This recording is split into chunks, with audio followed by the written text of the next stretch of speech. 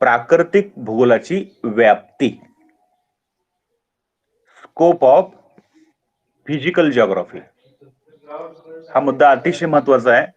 आता शब्दशः अर्थ पहिल्यांदा आपण बघू की स्कोप ऑफ जिओग्राफी किंवा प्राकृतिक भूगोलाची व्याप्ती म्हणजे काय. व्याप्ती याचा अर्थ की प्राकृतिक भूगोल याचा विस्तार क्षेत्र काय आहे, प्राकृतिक भूगोल कुठपर्यंत जाऊन पोहोचलेला आहे, या विषयाची सामग्री कुठपर्यंत आहे, कुठपर्यंत तो विस्तारित केलेला आहे, किंवा या विषयाची पायमुळं कुठपर्यंत जाऊन पोहोचलेली आहेत, याच्यावरती प्रकाश टाकणं म्हणजे व्याप्ती. आता ही व्याप्ती 4 मुद्द्यामध्ये सांगितलेली आहे. पहिला मुद्दा आहे मृदावरण, दुसरा जीवावरण, तिसरा वातावरण आणि चौथा जलावरण, आणि याच्या संदर्भात इतर आणि काही घटक, असे सर्वांचा मिळून या तासाला आपण अभ्यास करणार आहोत. पहिला मुद्दा आहे मृदावरण, त्याला आपण लिथोस्फियर म्हणतो.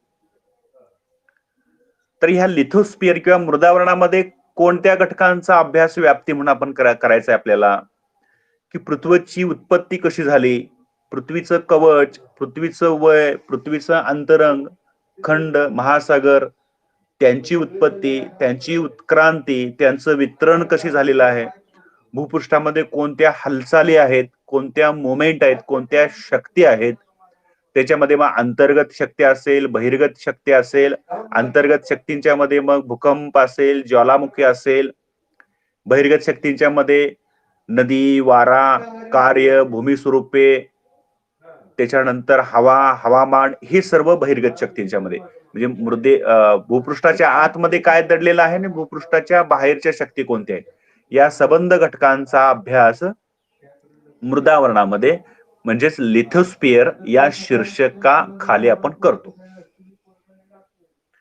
दुसरा मुद्दा व्याप्तीचा आहे आणि तो मुद्दा म्हणजे जीवावरण, त्याला आपण बायोस्फियर म्हणतो. या जीवावरणामध्ये कोणत्या घटकांचा अभ्यास करायचा आहे, तर जीवावरणामध्ये सर्वसाधारणपणे जैविक घटक, ज्याला जीव आहे, अशा सर्व घटकांचा अभ्यास या जीवावरणामध्ये होतो.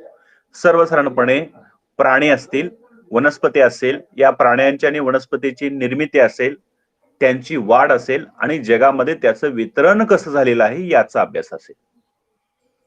दुसरा भाग आहे अजैविक घटक, जैविक घटकांना पोषक असणारे अजैविक जे घटक आहेत की ज्यांना जीव नाही पण जीवासाठी तो महत्वाचा भाग आहे. उदाहरणार्थ मातीला जीव नाही पण माती पिकांसाठी आवश्यक आहे. या अर्थानं अजैविक घटकांच्या मध्ये मग जमीन असेल, खडक असेल, हवा असेल, पाणी असेल, या सबंध घटकांचं जे स्वरूप आहे ते स्वरूप याच्यामध्ये बघितलं जातं. आणि तिसरा मुद्दा याच्यामधला आहे पर्यावरण संदर्भामधले प्रदूषण असेल, मृदा असेल, परिसंस्था, ऊर्जा प्रवाह, अन्न साखळी, पर्यावरण आपत्ती, हे सबंध घटक जीवावरणाशी संबंधित आहेत. आणि ह्या सबंध जीवावरणाशी संबंधित असलेल्या घटकांचा अभ्यास देखील सखोल पद्धतीनं ह्या जीवावरण टॉपिक मध्ये किंवा जीवावरण मुद्द्याच्या अंतर्गत आपल्याला करता येतो. तिसरा मुद्दा आहे वातावरण. म्हणजे पहिला मुद्दा कुठला बघितला, मृदावरण, दुसरा मुद्दा आपण बघितला जीवावरण, आणि तिसरा मुद्दा आपण बघतोय वातावरण. आता वातावरण याचा अर्थ काय, वात याचा अर्थ वायू, वायूचं आवरण म्हणजे हवेचं आवरण म्हणजे वातावरण, याला इंग्लिश मध्ये ऍटमॉस्फिअर म्हणतो आपण. आता ह्या वातावरणामध्ये कोणत्या घटकांचा अभ्यास होतो, सर्वसाधारणपणे वातावरणाचा विस्तार कसा आहे, हवा, हवामान, त्याच्यानंतर हवामानाचे घटक, हवेचे घटक, सौर शक्ती म्हणजे काय, त्याच्यानंतर वायुभार म्हणजे काय, त्याच्यानंतर प्रचलित वारे म्हणजे काय, मोसमी वारे म्हणजे काय, आवर्त, प्रत्यावर्त, स्थानिक वारे, नित्य वारे, ग्रहीय वारे, ह्या वाऱ्यांच्या संदर्भामध्ये म्हणजे थोडक्यात भूपृष्ठाला लागून काही वरचा जो भाग आहे त्या वरच्या भागांचा अभ्यास याच्यामध्ये होतो. उदाहरणार्थ आता हिवाळा ऋतू सुरू आहे, मग हिवाळ्या ऋतूतील कोणते घटक आहेत, सर्वसाधारणपणे वायुभार असेल, धुका असेल, साध्या स्वरूपाचा पडणारा पाऊस असेल, थंडी असेल, ढगाळ वातावरण असेल, या सबंध घटकांचा अभ्यास या हिवाळी ऋतूमध्ये होतो. तसंच उन्हाळ्या ऋतूतला अभ्यास आहे, तसाच पावसाळ्या ऋतूतला अभ्यास आहे.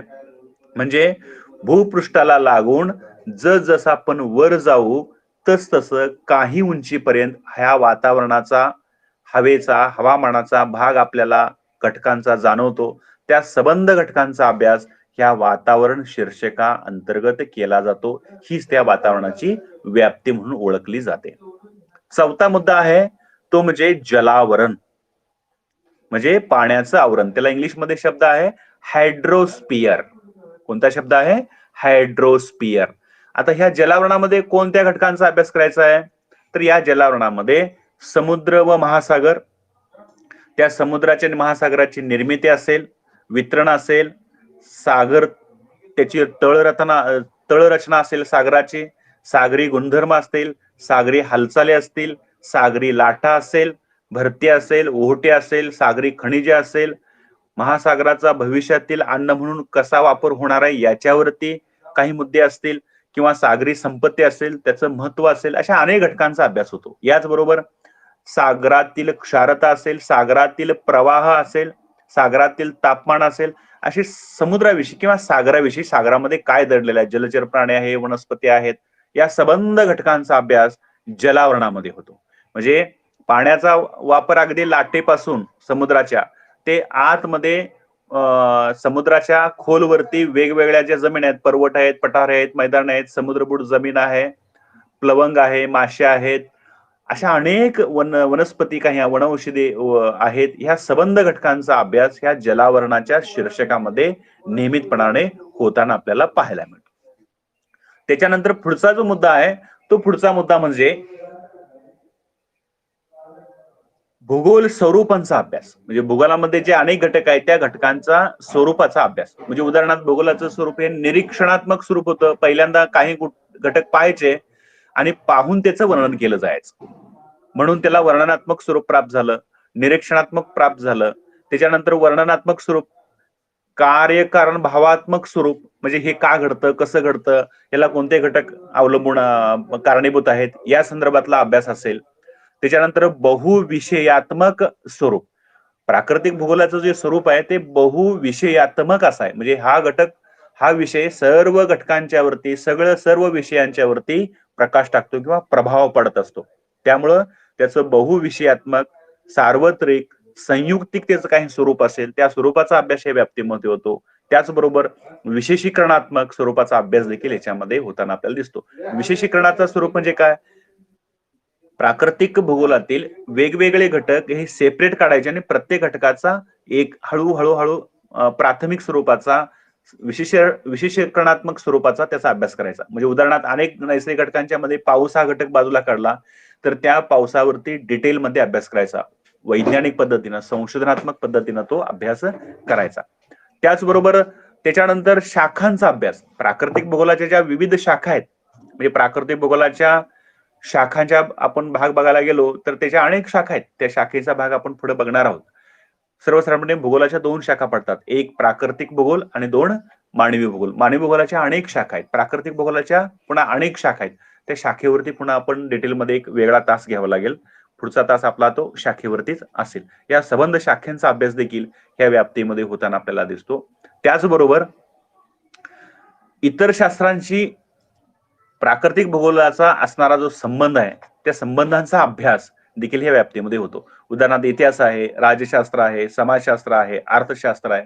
ही सर्व जी शास्त्र आहेत, ही सर्व शास्त्रामध्ये होणारा जो अभ्यास आहे, त्या घटकांच्या वरती प्राकृतिक भूगोलांचा, प्राकृतिक नैसर्गिक घटकांचा मोठा प्रभाव असतो आणि त्या प्रभावानुसार ते घटकांचा अभ्यास केला जातो. याचाच अर्थ सर्व शास्त्रांच्या वरती, सर्व विषयावरती भौगोलिक घटकांचा एक मोठा किंवा नैसर्गिक घटकांचा मोठा प्रभाव असतो आणि म्हणून सर्व शास्त्रांशी भूगोलाचा असणारा संबंध हा घनिष्ठ स्वरूपाचा असलेला दिसून येतो. त्याचबरोबर प्राकृतिक भूगोलाच्या काही अभ्यास पद्धती आहेत, काही दृष्टिकोन आहेत. त्याला आपण इंग्लिशमध्ये अप्रोचेस म्हणतो. अप्रोचेस, दृष्टिकोन. मग त्याच्यामध्ये वर्णनात्मक दृष्टिकोन आहे, रचनात्मक दृष्टिकोन आहे, प्रादेशिक दृष्टिकोन आहे, शास्त्रीय दृष्टिकोन आहे, सांख्यिकी दृष्टिकोन आहे, परिस्थितिकी दृष्टिकोन आहे. वेगवेगळे दृष्टिकोन आहेत आणि त्या दृष्टिकोनातून त्या घटकाकडे बघावं लागतं. उदाहरणार्थ वर्णनात्मक दृष्टिकोन आहे, तर बघताच क्षणी नैसर्गिक घटकांच्या मधील काही भाग आपल्याला जाणवतो, अभ्यासतो आपण आणि त्याच्यावरती काहीतरी मत व्यक्त करतो. याला निरीक्षण किंवा वर्णनात्मक अप्रोच असे म्हणतो. म्हणजे बघताच क्षणी आपण त्याच्याविषयी काहीतरी स्टेटमेंट करतो, काहीतरी बोलायला लागतो आपण. त्याला निरीक्षणात्मक दृष्टिकोन असं म्हणतो. वर्णनात्मक दृष्टिकोन, परिस्थितिकीय दृष्टिकोन, प्रादेशिक दृष्टिकोन, शास्त्रीय दृष्टिकोन, सांख्यिकी दृष्टिकोन, असे वेगवेगळे दृष्टिकोन आहेत. त्या दृष्टिकोनातूनच त्या घटकांचा डिटेलमध्ये अभ्यास होतो. ती जर दृष्टी नाही लावली तर त्या घटकाचा अभ्यास परिपूर्ण होत नाही. जसं की आपल्याला चांगलं जर बघायचं असेल, दिसायचं असेल तर आणि आपल्या डोळ्याला जर नंबर असेल तर तोच चष्मा आपल्याला घालावा लागेल त्या नंबराचा, तर परिपूर्ण व्यवस्थित दिसू शकतं. तसं नैसर्गिक घटक जे आहेत त्या नैसर्गिक घटकांचा अभ्यास करत असताना त्याला एक शास्त्रीय पद्धती आहे, काही दृष्टिकोन आहेत, त्या दृष्टिकोनातूनच त्या नैसर्गिक घटकांचा अभ्यास परिपूर्ण होऊ शकतो. हा संबंध डिटेलमध्ये अभ्यास, सखोल अभ्यास या व्याप्तीमध्ये होताना दिसतो. आणि शेवटचा मुद्दा आहे प्राकृतिक भूगोलाचा आधुनिक कल. म्हणजे प्राकृतिक घटकांचा अभ्यास करण्यासाठी आधुनिकतेने त्याच्याकडे पाहणं गरजेचं आहे. भूरचना विषयक आधुनिक कल आहे, हवामान विषयक आधुनिक कल आहे, जीवशास्त्र विषयक आधुनिक कल आहे. ह्या अनेक आधुनिक कलांच्या अंतर्गत त्या घटकांच्याकडे पाहावं लागेल आपल्याला. म्हणजे आधुनिक टेक्नॉलॉजी जी आहे त्या टेक्नॉलॉजीचा वापर करून नवीन घटकांचा, जुन्या घटकांचा ताळमेळ घालून त्याचा डिटेलमध्ये अभ्यास करणं ही गरजेचं आहे. आणि असा जर अभ्यास केला तर त्या भूगोलाचा नैसर्गिक घटकांचा डिटेलमध्ये अभ्यास होऊ शकेल. म्हणजे आज सॅटेलाइट मार्फत अनेक फोटोग्राफी केली जाते. GIS, GPS सारखे सॉफ्टवेअर आहेत, त्याच्यामध्ये डिटेलमध्ये जगातला अभ्यास कोणताही आपण करतो. वेगवेगळे फोटोग्राफी आहेत, वेगवेगळे ऍडव्हान्स टेक्नॉलॉजी आहे, त्याचा वापर करून निसर्गामध्ये आजपर्यंत कधीही न उकललेलं जे गुपित आहे ते गुपित काढण्याचा प्रयत्न करत राहतो.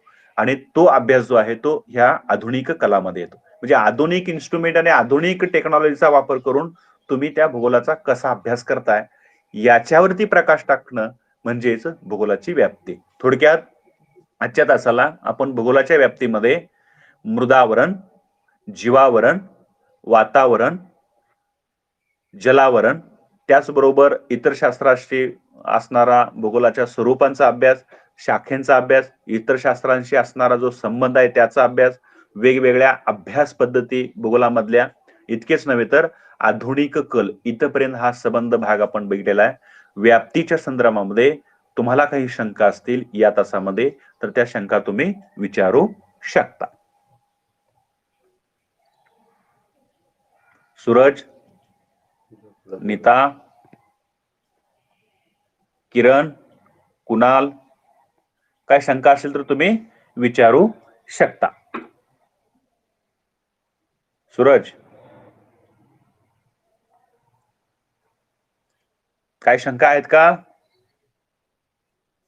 आज जो भाग शिकवला त्याच्यामध्ये काही शंका आहे का? प्राकृतिक भूगोलाची व्याप्ती या संदर्भामध्ये काही शंका असतील तर विचारू शकता तुम्ही. समजला ना? सर्वांना समजला काय भाग आज शिकवलेला? हा. मग दररोज या वेळेत मी मेसेज टाकेन, त्या वेळेत बरोबर सर्वांनी हजर राहायचं, मागं पुढे व्हायचं नाही. बाकीचे मित्रमैत्रिणी आहेत त्यांना जास्त संख्येनं सांगा आणि जास्तीत जास्त संख्येनं तासाला जॉईन व्हा.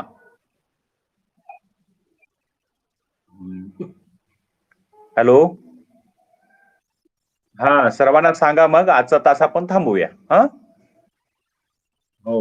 Okay, thank you, good day. हा.